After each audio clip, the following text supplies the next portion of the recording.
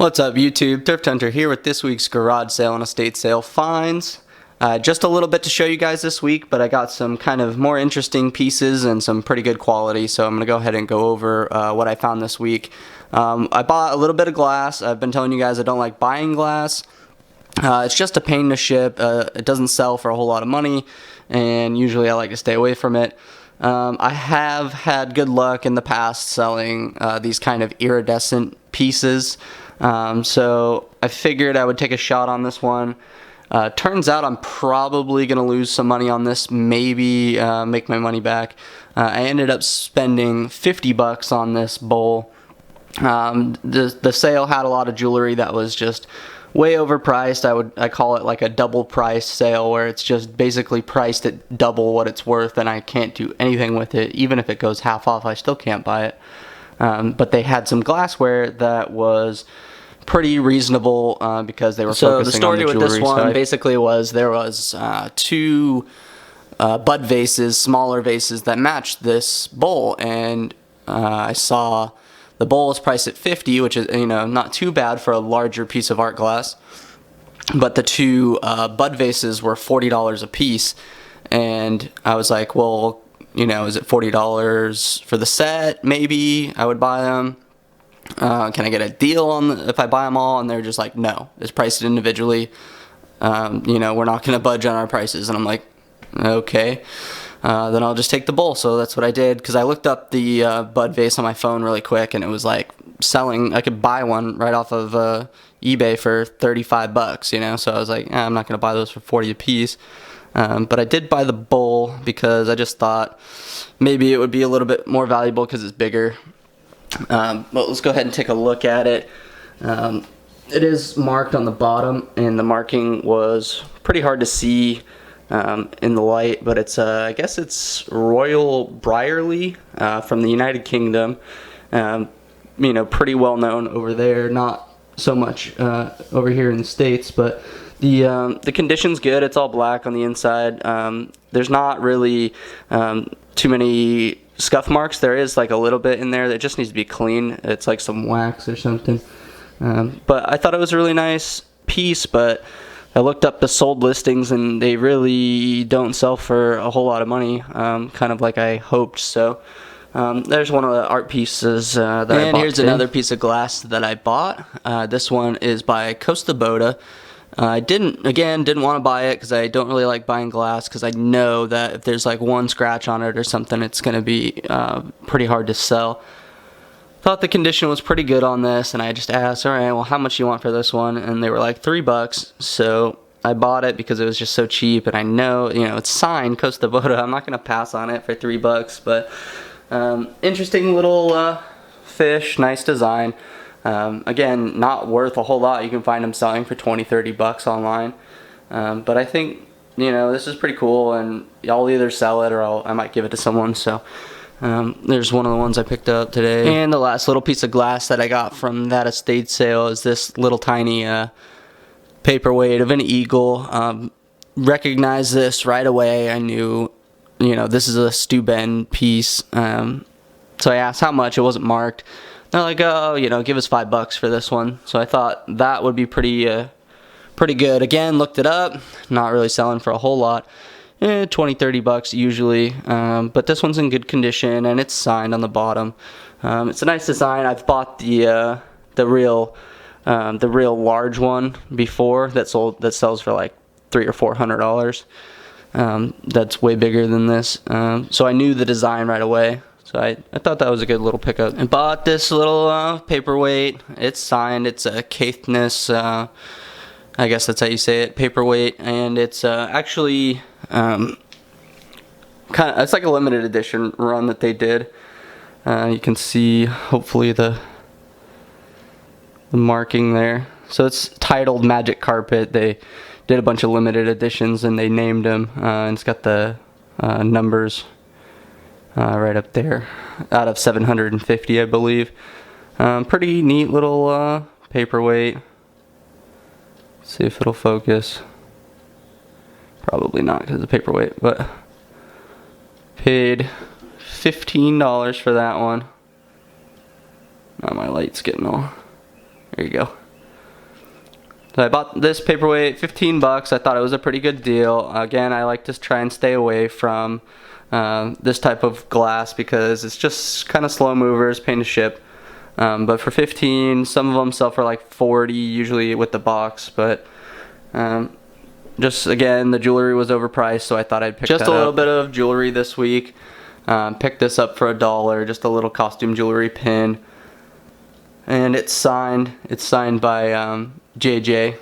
And I don't really buy a lot of JJ stuff, but when I see kind of some of their more unique stuff, I do pick it up. So this one's really neat that it's a movable piece here.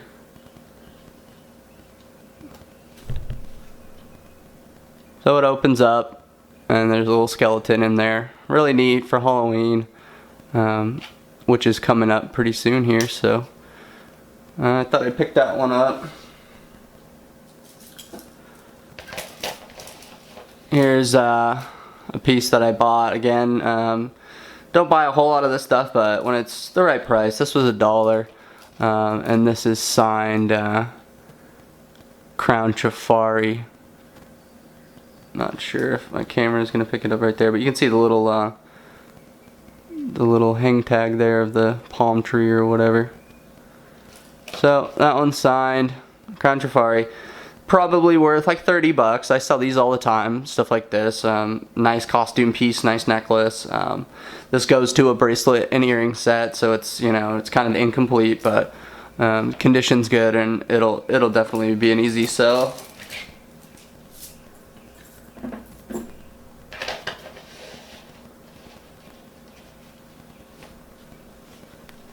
I picked up this little kind of turquoise necklace. It's nothing too special, but it was marked sterling. I had to pay $5 for it, and I thought that was decent. It's not like it's gonna be worth a fortune or anything, but just a nice piece that I thought I'd pick up.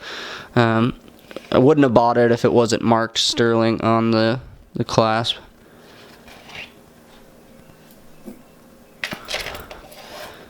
Here's a little fun kind of beachy necklace with a little starfish. It's sterling. I got that for $2. The lady was like, "You got a really good deal on that." There was like multiple people there selling stuff, and they're like, "You got a really good deal." I'm like, "Okay, like it's all right." I don't know. It's nothing. It's not like this is a $100 piece or something, but it's nice. It's got good colors. And just a little sterling pin. I love teaching. It's marked on the back there.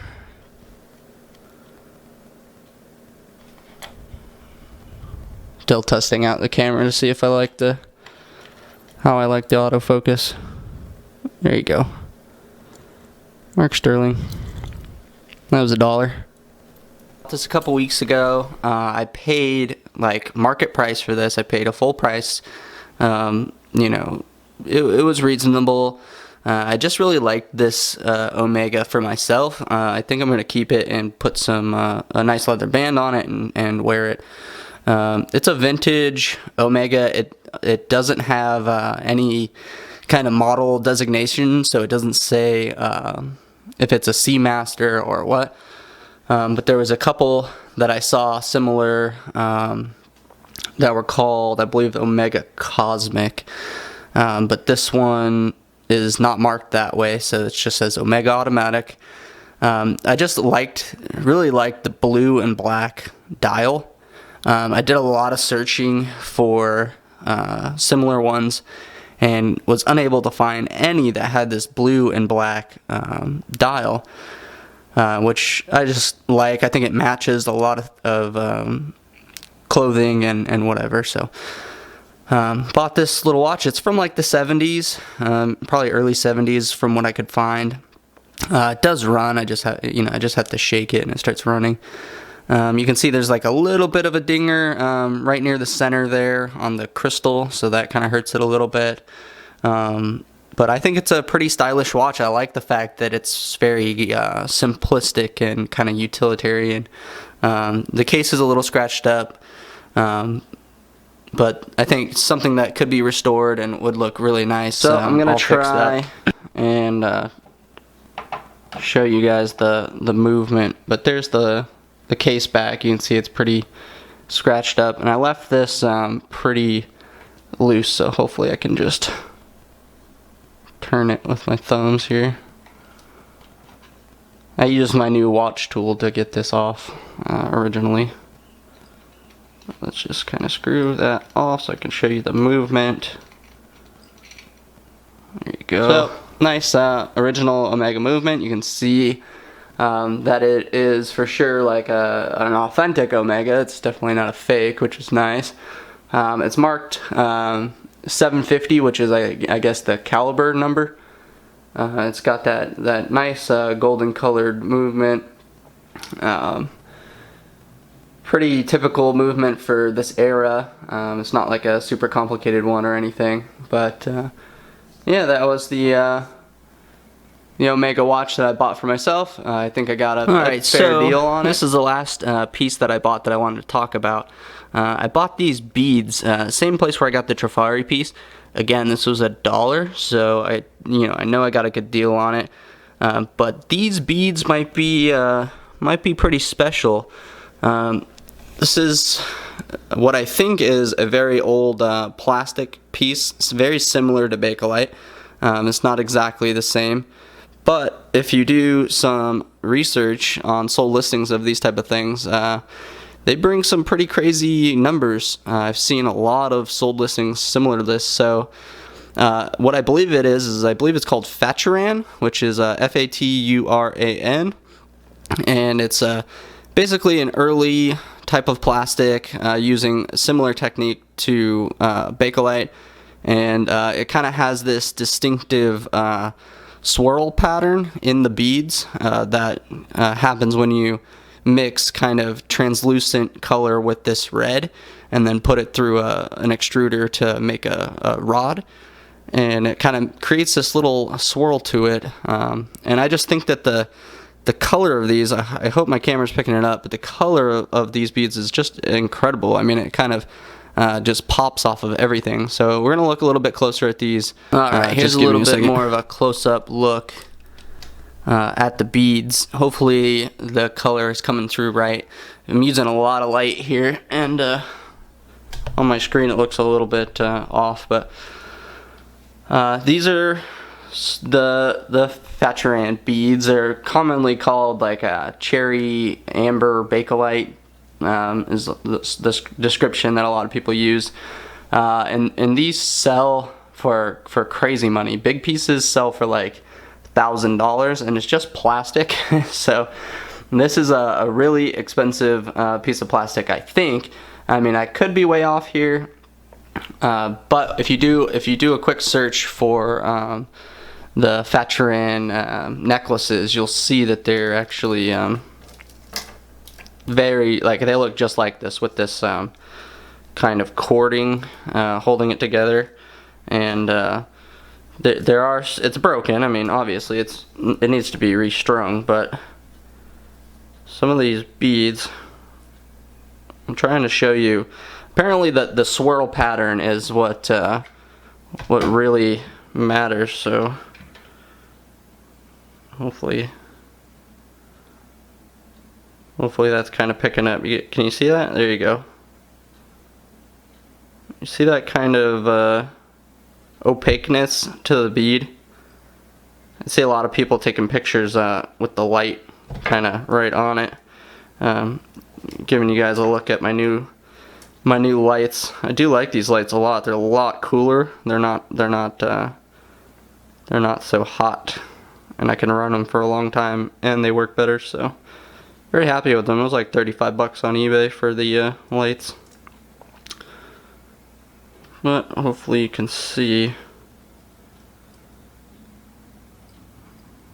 how that looks. So I think these should be worth anywhere from like $100, which I think would be really low, all the way up to like 500, which I think would be maybe a little bit ambitious.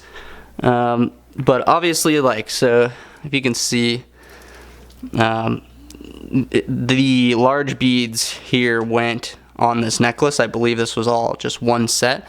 It seemed like that it broke, and maybe someone tried to use the other beads to make a bracelet. Let me set this down here.